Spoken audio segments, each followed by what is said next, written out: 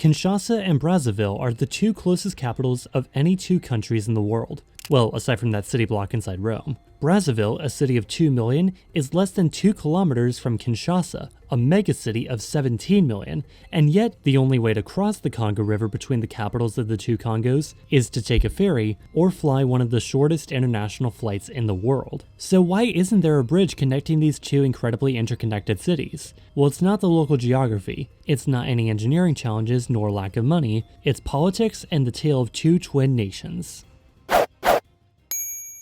Alright, so before we get into exploring the world through my usual method of geolayers and stock footage, let's explore the world on your plate courtesy of today's sponsor, CookUnity. CookUnity is the first chef-to-consumer platform, delivering freshly prepared pre-selected meals right to your door every week. CookUnity combines the talents of over 70 award-winning chefs putting together hundreds of globally inspired meals every week.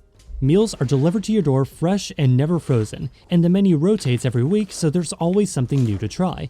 Simply tell them what you like and what you don't like from a wide range of meals with several different dietary preference filters, including vegan, keto, and gluten-free options. Select a meal plan for that week, and a box of delicious, easy-to-make full meals are delivered right to your doorstep. The meals are delivered fresh and fully cooked from one of several different micro-kitchens all across the US.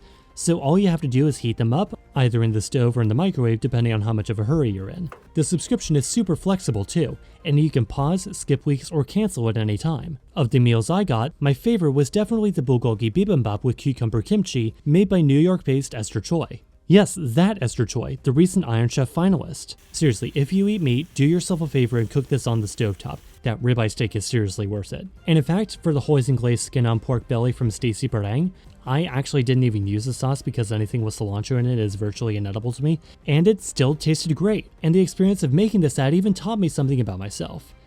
Namely that I suck at food videography. So if you want to get into meal planning, or you live a very go-go lifestyle and don't have time to cook but still want full quality meals that are quick and easy to make, or this just sounds interesting to you, go to cookunity.com/KhAnubis50 or click the link in the description and use my code KhAnubis50, all caps, to get 50% off your first order.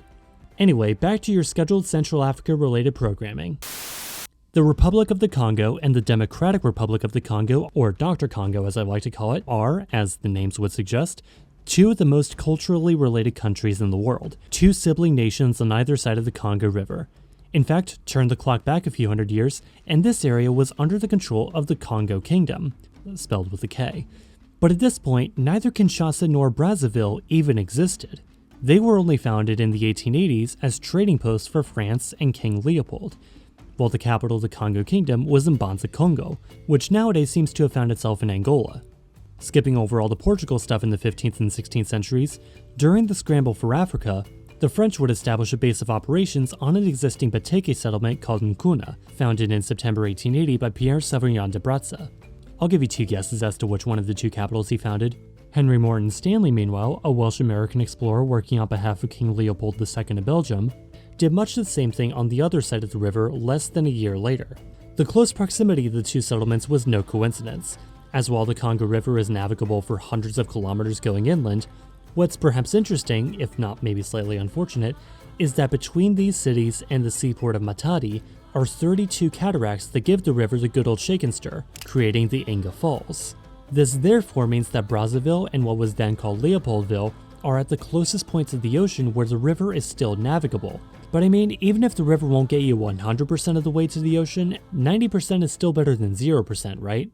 The construction of the Matadi-Kinshasa Railway in 1898 allowed goods to be exported way easier, completely bypassing the falls on their way to the seagoing ports of Boma and Matadi, which by the way does actually have a bridge across the Congo River, just in case you were wondering if there are any bridges over the river at all. There are, just not going across the border. Although I really shouldn't talk about the railway in the positive sense, as this was, Leopold II we're talking about. Now, if you don't know who this guy was, well, to put it short, he was pretty bad.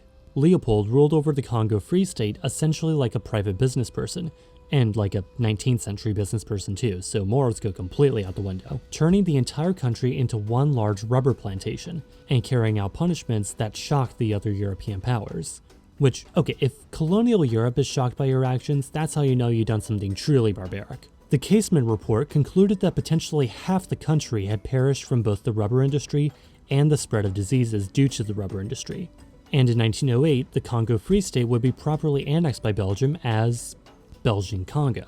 In 1960, both colonies would gain their independence. However, that didn't mean relations between the two would warm up all that much, as both countries found themselves on opposite sides of the Cold War. In 1969, Marien Ngouabi took control of Congo-Brazzaville, declaring the People's Republic of the Congo, allying itself with the Soviet Union and breaking ties with the US, which motivated the US to support Mobutu Sese Seko, the same guy who would rename his cited river to Zaire, and who ruled over the country until his death in 1997. Of course, it's hardly a video about a weird border without colonialism. I mean, that's sort of just the answer to a lot of my videos, right? Why is this border weird? Well, if it's not in Europe, then it's probably colonialism. And if it is, it's either feudalism or some weird treaty signed 400 years ago. Now, what were— oh right, this entire video was supposed to be about the bridge. Studies on building a bridge across the Congo between the Congos were first financed in 1991. However, these initial plans were shelved only 2 years later, both due to not having enough money and instability in the DRC, which, given Central Africa in the 90s, is putting it lightly.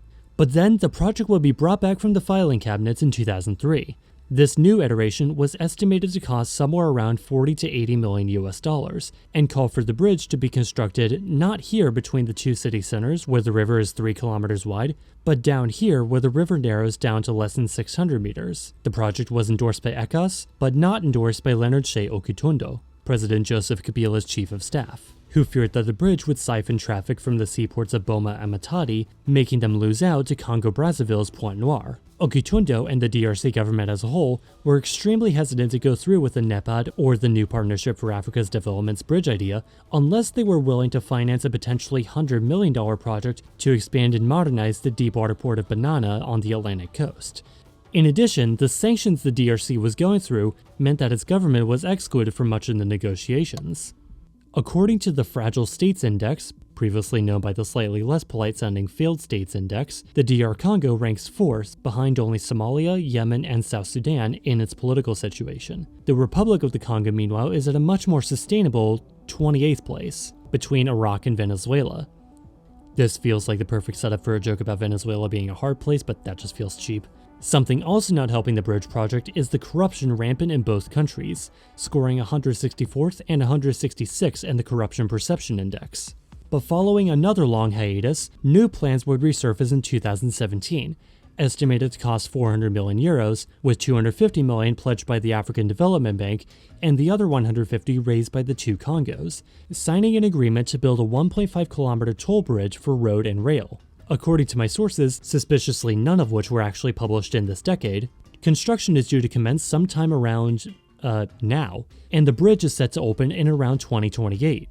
Now, of course, if this project is actually going through right now, it's not just the two Congos that this project would be a big deal for, as this bridge would be part of the Trans-African Highway 3, between Tripoli and Windhoek, and then continuing down to Cape Town, part of a massive plan by the United Nations, African Development Bank, and the African Union to build a series of highways throughout the continent, a plan which still has a long way to go, but is still a worthy project nonetheless.